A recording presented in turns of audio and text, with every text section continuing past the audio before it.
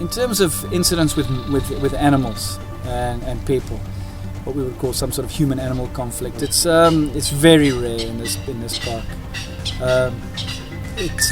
You might get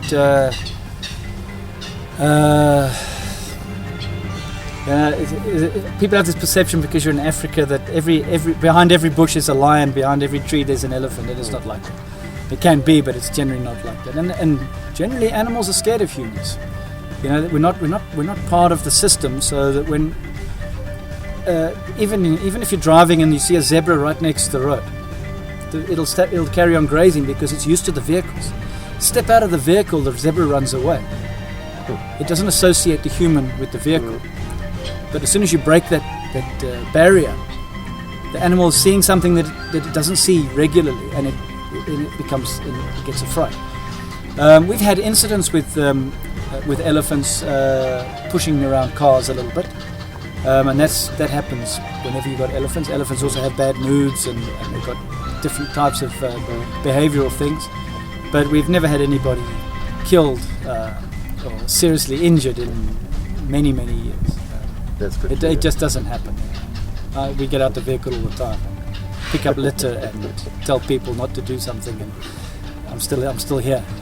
Mostly, I'm still here. Yeah, there's obviously habituation to humans is what it's all about, and that becomes a problem. So you might get monkeys and baboons are a real problem in lodges and campsites and picnic sites, because they know what they can get away with. They're naughty, so they can steal food and they can get into cars, and that's generally a problem. And they can become quite vicious because they lose their fear of humans, and that's when it's a problem. But in terms of habituation of other mammals that would be far more dangerous, like a leopard. Leopards, are very secretive, very clever, and they can become habituated to the point that they also lose that fear. And in those sort of instances, you probably have to intervene to remove that animal to a different area. I hope that it doesn't come back, or maybe even some other more severe, because you just can't run the risk. A leopard gets hold of you, you're pretty dead.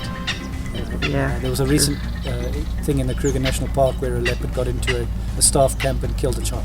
Very recent, 2 weeks ago.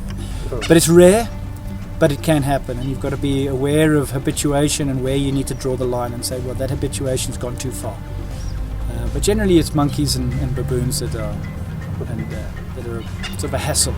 But they can become quite aggressive if they don't get their way, especially when it comes to food.